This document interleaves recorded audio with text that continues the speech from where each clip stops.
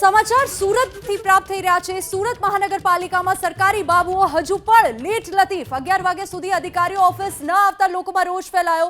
લોકોનો આરોપ લોકોની સમસ્યા ઉકેલવાના બદલે વધારો થઈ રહ્યો છે, જેથી તેમને અધિકારીઓ અને સ્ટાફનો વધારો કરાય તેવી માંગ કરી છે। સરકારી કચેરીઓમાં સરકારી બાબુઓ લેટ આવતા હોય છે। એબીપી અસ્મિતાની ટીમ અત્યારે મોજૂદ છે સુરતના ઉધના ઝોનમાં। આ તસવીરો તમે જોઈ શકો છો। બરાબર 11 વાગ્યા છે અને 11 વાગ્યા સુધીમાં અધિકારી કર્મચારીઓ છે એ આવતા હોય છે કે કેમ તેને અત્યારે હાલ તપાસ કરીશું। અત્યારે જોઈ શકાય છે જે અધિકારી મોજૂદ છે કે એ ચૌધરી ડેપ્યુટી ઇજનેર છે અને ડેપ્યુટી ઇજનેર સાહેબની જે ઓફિસ છે અત્યારે ખાલી ખમ જોવા મળી રહી છે અને હજી સુધી આ કેસી ચૌધરી સાહેબ એ અત્યારે અહીં નથી જોવા મળી રહ્યા। ત્યારે જે રીતે સુરત મહાનગરપાલિકામાં જે પ્રમાણે જે કર્મચારી અધિકારી હોય છે એ સમયસર આવતા હોય છે।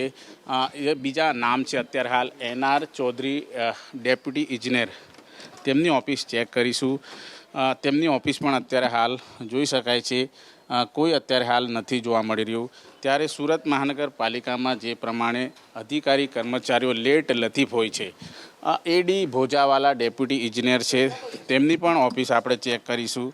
અત્યારે જોઈ શકાય છે તેઓ પણ અત્યારે નથી જોવા મળી રહ્યા। ત્યારે સુરત મહાનગરપાલિકા કચેરી ખાતે મોટી સંખ્યામાં લોકો ઉપસ્થિત રહેતા હોય છે અને તેઓના કામ માટે આવતા હોય છે, પરંતુ અત્યારે હાલ તમામ એ ઓફિસ અત્યારે હાલ જોવા મળી રહી છે ખાલી।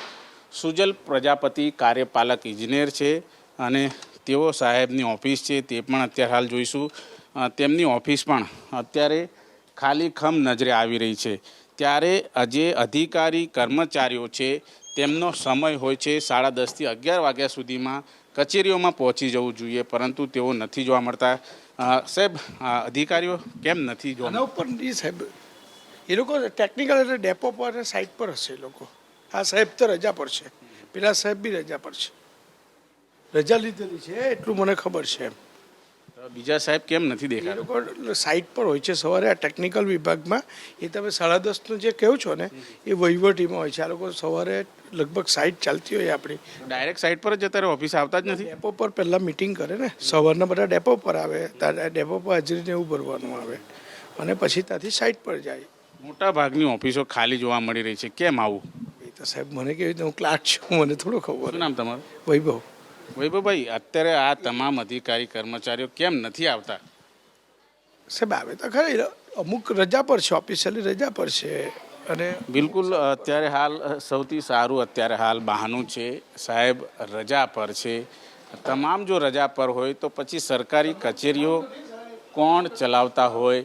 આ જોઈ શકાય છે અરવિંદ માંગુકિયા ડેપ્યુટી ઇજનેર છે ઇલેક્ટ્રિકલ, તેમની ઓફિસો પણ તપાસીશું।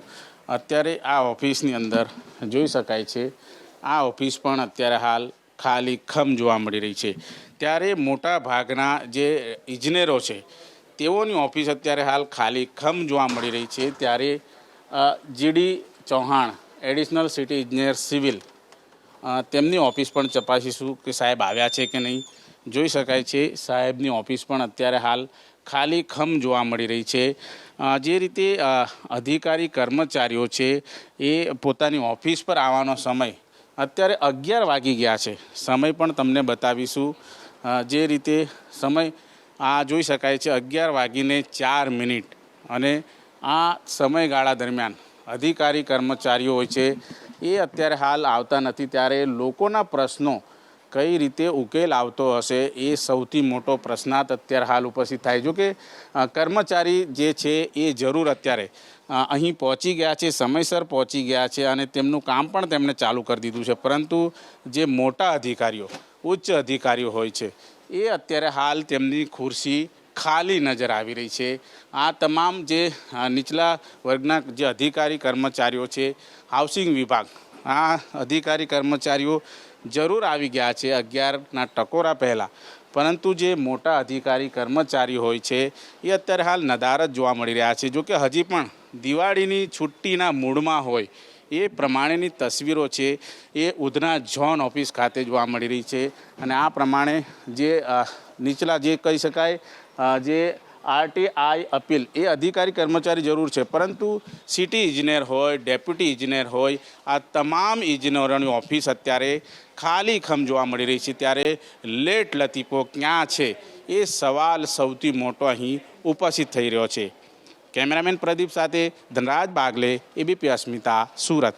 આધાર કાર્ડ બનાવવા માટે જ્યારે અમે અહીંયા આવીએ છીએ ફોર્મ લેવા, પહેલાં અમને ફોન આપવાનું કહેવાય છે, એ પણ 9 થી 9:30ની વચ્ચે આવવાનું. ફક્ત 50 જ ફોર્મ આપવામાં આવે છે. સવારથી સાંજ લગીને શું 50 જ માણસનું કામ થશે? એના સિવાય બીજાનું નહીં થાય.